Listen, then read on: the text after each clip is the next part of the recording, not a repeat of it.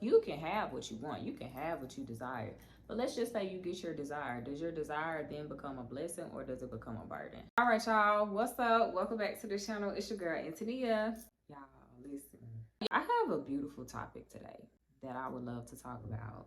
And it's about desiring things, but needing to have a foundation to sustain it. So let's get into it. I was working with a client recently and they were interested in buying a space or getting a space for their business and their brand.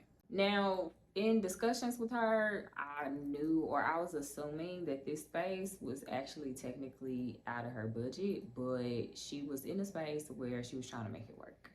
So I was talking her through some negotiation tactics, and what I realized is that yes, she wants this space, but she's trying to manufacture it in a way so she can get it. Meaning she doesn't get it cleanly. It makes me think of that, I don't know who they said the quote was by, I think it was Jay-Z, but they were like, if you can't buy it twice, then you shouldn't buy it. And so just like throwing that quote into the story, it's like she was in a space where she wanted something, but she couldn't buy it twice.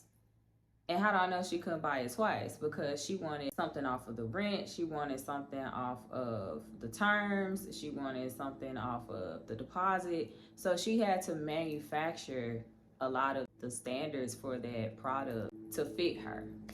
And it made me think and pose the question of, does your desire then become a blessing or does it become a burden?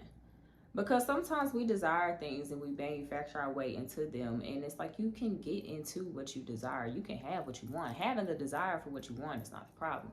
But it's once you get it, can you actually sustain what you're asking for? And let's just use her example. Let's just say that we actually get her into the space. She's assuming and banking on her current clientele to support this new business venture to a point where she can actually have the space. And with the space, you don't know if your clientele or your customers are actually going to support you. It's not saying that they aren't, and it's not saying that they won't. I'm not saying any of that. What I am saying is you don't know. So you're thinking too far ahead into the future. So if you are financially constrained or you can't do something or something is kind of holding you back from having that thing right now, it's probably out of your best protection. Because let's assume, and listen, I wish this client all the success on her business. So please do not take this as like I'm throwing shade. It's really just an example. Let's just say she opens up, right, and her clientele comes through, but her numbers and the expenses between rent, buying food, and everything to support their business, maybe it's a lot more than she anticipated. Or maybe her customers aren't coming in how she thought they would. Or maybe she has a good couple of weeks, but for the most part, she can't really catch a rhythm on her monthly rents. And so it's like you've committed yourself to a certain amount of time and a certain price and everything. But because you don't know that back end and it's a little shaky, do you really have the comfort to sustain that? And I think it goes along with the same principle of people saying you should live below your means. Because most people are chasing the next best thing and the next thing that looks good. But it's like you can have the next thing that looks good, but it's like, are you comfortable where you are? Do you have where you are together first? Can you buy where you are or twice? But I think a lot of people don't do that and we just go for the desire because that's what we want to emotionally fulfill us at the time. But if you think from a more practical and logical sense of it, are you jumping the gun on what you want for real?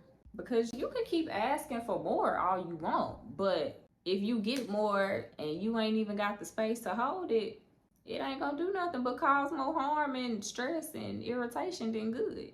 So I tell the story to say there is nothing wrong with wanting stuff, wanting better for yourself and wanting to do certain things, but you gotta desire it, but be practical.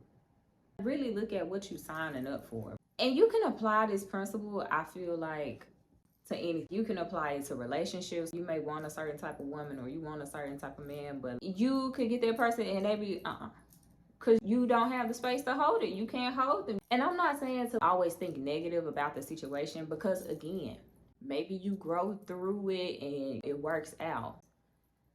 it's like you gotta determine how much risk you're willing to take, because when you're living life, you can only see so far. You can imagine what it looks like to go forward, but you can only see as far as you go.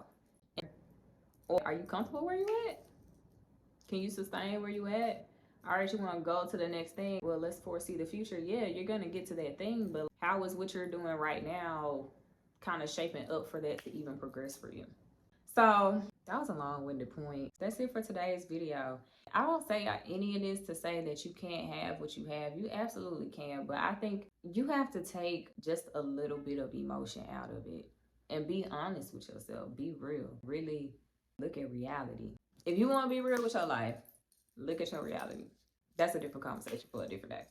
But anyways, y'all, I'm gonna go have me some fun. Thank you guys for watching, and I'll catch y'all in the next video. And what I was saying? Oh, in the meantime, between time, I'll see y'all next time.